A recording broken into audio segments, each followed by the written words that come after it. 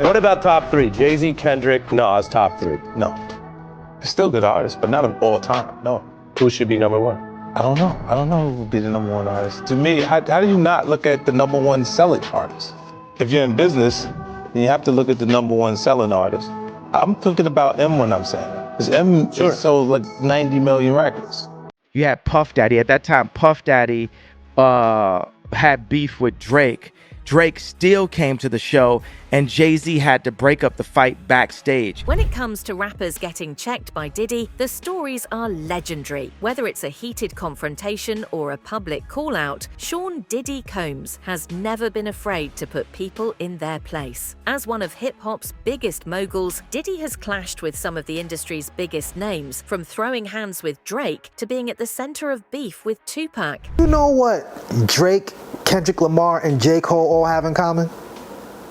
They all had beef with Diddy. And the crazy thing about it was, J. Cole got into it with Diddy because Diddy was mad at Kendrick over his Control verse, saying he was the king of New York, and trying to pour champagne on him. And that's when that's when J. Cole and Puffy got into it. But now, recently, I think this has been brewing since last December. The tension between Tupac Shakur and Diddy was a significant part of the East Coast-West Coast rivalry in the 1990s. One notable incident that escalated their feud occurred in 1994 when Tupac was shot multiple times in a robbery at Quad Recording Studios in New York. When I die, I want my last words to be, stop. I did it.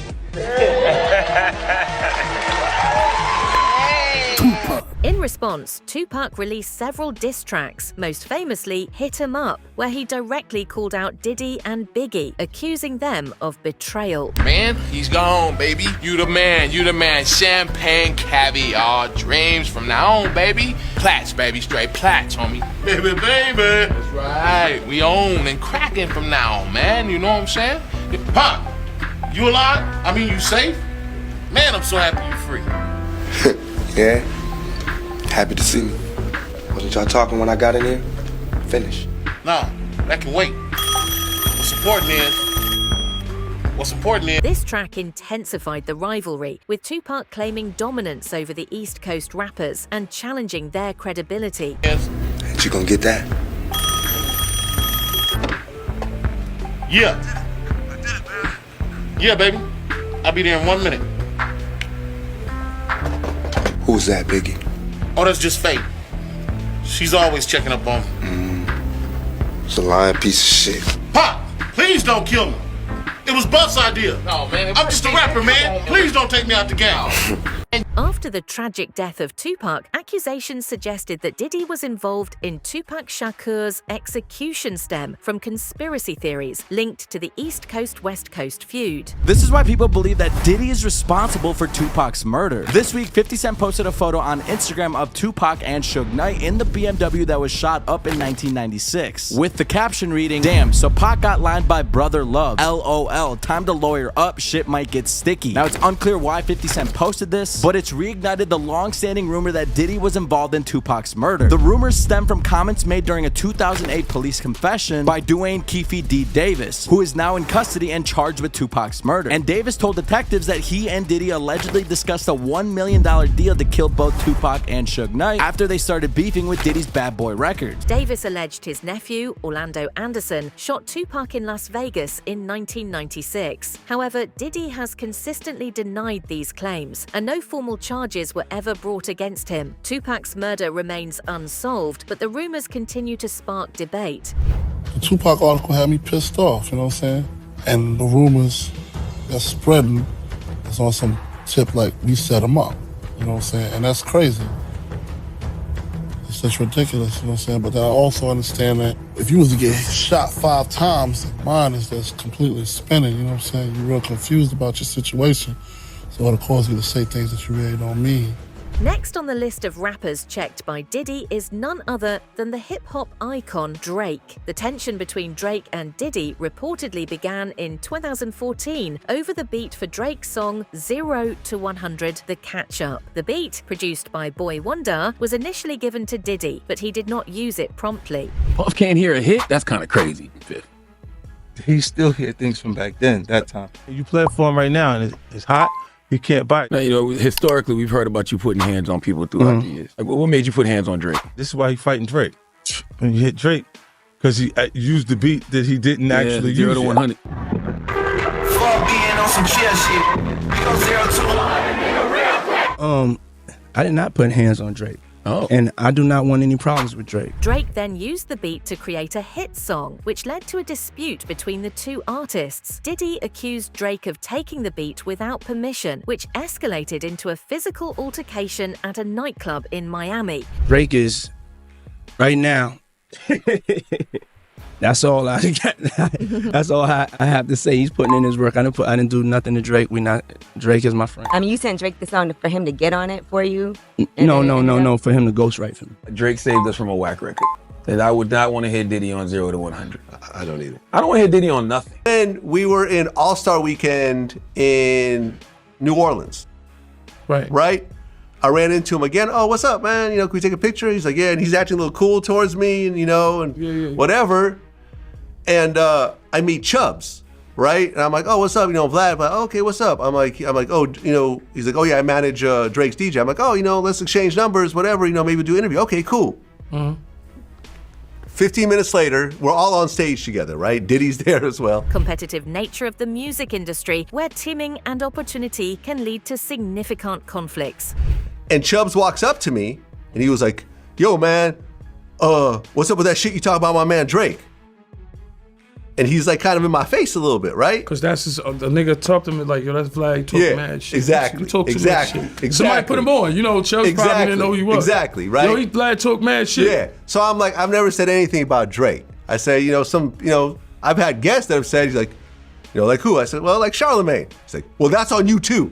So I turn around, I wave to my security. When Diddy confronted Drake about this at the nightclub, things escalated, with Diddy allegedly saying, "You will not disrespect me," before striking Drake. Though rumors circulated that Drake had to seek medical attention, both artists later downplayed the incident. You talked about how you found out that they're trying to set up Drake. Call me to set you up, want me to come and wet you up, cause you were out of town. What exactly was that about? Him and Diddy were beefing. He heard about the shit with Diddy, so I came through to vest you up.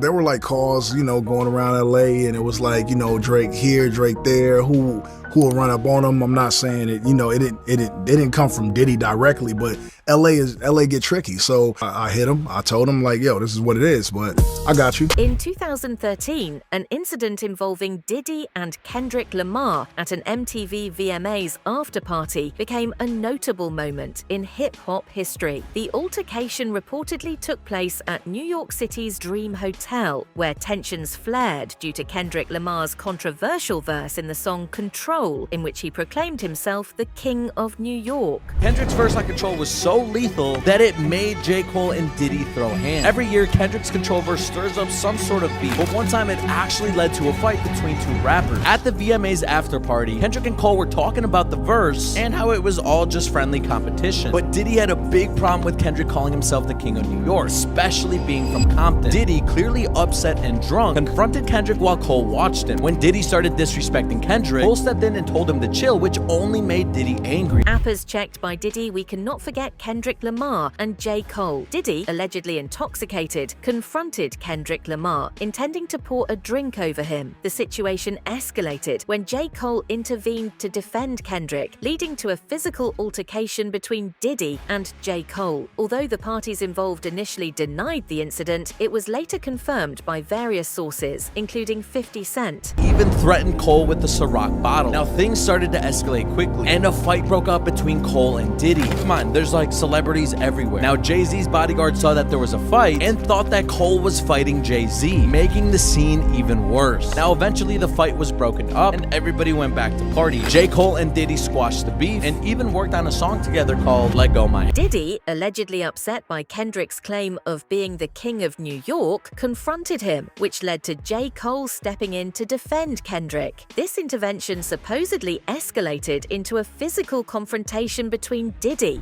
So In 2013, Kendrick Lamar released a verse on Control. Meek Mills, A$AP Rocky, Drake, Big Sean, Jay Electron, Tyler McMillan. I got love for you all, but I'm trying to murder you. And it ruffled a lot of feathers, right? So at the MTV Awards, Diddy confronted Kendrick a little tipsy, threw a drink on him. J. Cole intervened, and it was said to be a big ruffle between the two camps of J. Cole and Puff. My last scrap was with Puff Daddy, who would have thought it? I bought that album in 7th grade and played it so much, you would have thought my favorite rapper was Puff. Since then, that beef is said to be squashed. Kendrick was there, Top was there, Jay was there, Beyonce was there, me and Cole. Did you know Kanye West auditioned for Will Ferrell's movie Semi-Pro, but Andre 3000 got the role? J. Cole at the 2013 MTV VMAs after party has been a topic of much discussion. The incident reportedly occurred at the Dream Hotel in New York City, where tensions were high following Kendrick Lamar's provocative verse in the song Control. You know who did do something in the moment,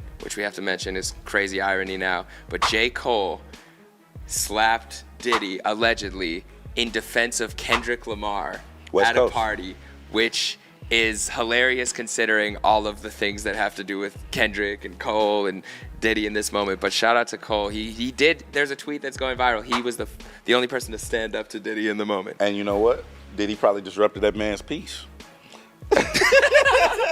He probably disrupted that man's peace. And he's like, you know what?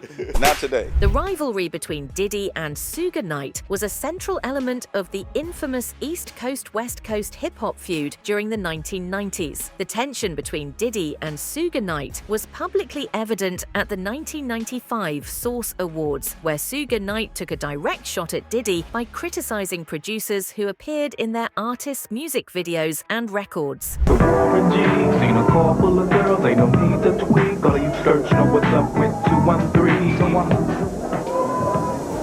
First of all, I'd like to thank God. Second of all, I'd like to thank my whole entire Defo family on both sides, you know what I'm saying? I'd like to tell Tupac to keep his guards up. We ride with him.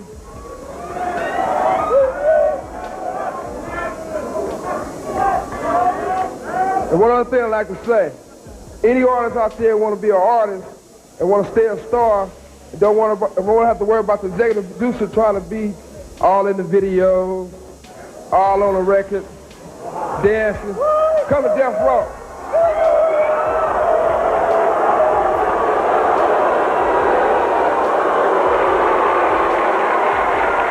Suge and Puffy were cool at one point. I done been over with Suge at Puffy office where we done missed planes where they wouldn't talk because Puffy knew the FBI was following him and he was asking them, hey, how did you get them off you? How you beat this case? How you get the feds from off you? Because they on me bad. And they done had those type of conversations and stuff like that. But where Suge really got a bad taste with Puffy, and when he was already kind of not feeling Puffy, was because it was a fight in November or December of '95, and Biggie was hot. You know, we can't take it away from him. And Suge asked Puffy to have Biggie to come and perform at the club for that fight, you know, the after party.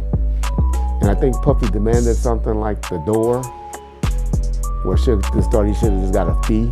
And at that point, Suge just told him, oh no, well, I'll have the dog pound, I'll have somebody else perform. This rivalry escalated further with the shooting of Tupac Shakur in New York in 1994, which many believed was linked to the East Coast-West Coast conflict. The feud reached its tragic peak with the murders of Tupac Shakur in 1996 and the Notorious B.I.G. in 1997, both of which remain unsolved but are often attributed to the rivalry.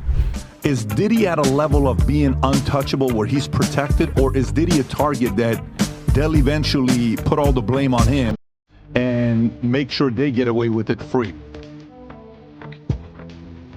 I mean, he's definitely gonna be the black motherfucker holding the bag. you gotta realize one thing. That boy's life is dangerous. His life is and he just not dangerous with the shit they said he's doing, but he's in danger. He knows too much. One thing you gotta realize is he probably having a conversation right now with the higher ups and everybody else to figure out how it's gonna work itself out. Because he know all the secrets. And if he gets to running his mouth, it could be a bad luck. What do you think about the speculation, the fact that Diddy had some ties to what happened to Biggie? I also heard that. I also heard everybody say, and I think it was a guy, I didn't hear it personally, but they say it all over the internet, his bodyguard said that he had something to do with it. Anytime you think you can play God and take somebody's life, that's a thing. I might be a lot of shit. One, they smart being stupid, so I'm not stupid. Two, I don't got that type of nuts to want to see another man lose his life. You go to funerals and you see what his family go through. I won't want to see no one go through that. It's just a fucked up thing. And I can't say Puffy did it and Puffy didn't do it. I can't say the cops did this and the cops didn't do it. But what I could say is that I ain't had to do nothing. And I'm not saying that clear my name and all that shit because the name was already what it is. Obviously, the list cannot be completed without talking about 50 Cent. The feud between 50 Cent and Diddy has been one of the most enduring and publicized rivalries in hip-hop. Because Diddy is so hated by 50 Cent that apparently a decade ago, 50 Cent just started gathering information on Diddy. As much as he could find. And he started working on a documentary series on how bad Diddy is. A documentary, he did interviews, he hates this man so much. A documentary series that he's already potentially sold to Netflix. And the craziest thing about it is that apparently, I don't know if this is true, but this is what I've been hearing. I looked it up from several outlets, and 50 Cent's documentary series about Sean Combs is titled Diddy Do It? It began in 2006 when 50 Cent released a track titled The Bomb, in which he accuses Diddy of knowing about the murder of the notorious B.I.A.R.E.E. This accusation set the stage for years of animosity. He says things, he doesn't even know what he's saying is like fruity. You know what I'm saying? Like, he says something fabulous and he goes, yo, but me and you, we ain't party. Like, we need to party. What is he talking about? What is he talking about? People say that to me, I get a little uncomfortable. I get uncomfortable. Like he said something to me one time, a long time ago. At Chris Lighty's wedding, he told me to take me shopping. I looked at him like, what'd you just say? Let me move, man, before I do something. You're gonna make me mess up the wedding. Oh, that's a nice gesture. Let me get out. No, dude, take me. That's what a guy says to a girl. But you've been getting that for over a decade. I remember when you said the top feels so much better than the bottom. Yeah, I've been saying this. Over the years, 50 Cent has frequently taken shots at Diddy on social media and in interviews, often mocking him and questioning his business practices and personal life. Any beefs going on right now that we need to jump on? I'm not paying attention to none of them. Oh, no more puppy juice. No more puppy juice. Oh, really? And, just different things that's not really beef though. That's just competitive. Competitiveness. All right. So you and Diddy, you and Puff cool? No, I don't really got okay, damn. All right. I didn't know what that meant. Okay. We'll come back to it. All right. My bad. Yeah. Which rapper do you think had the most memorable confrontation with Diddy? Share your thoughts in the comments below. See you next time.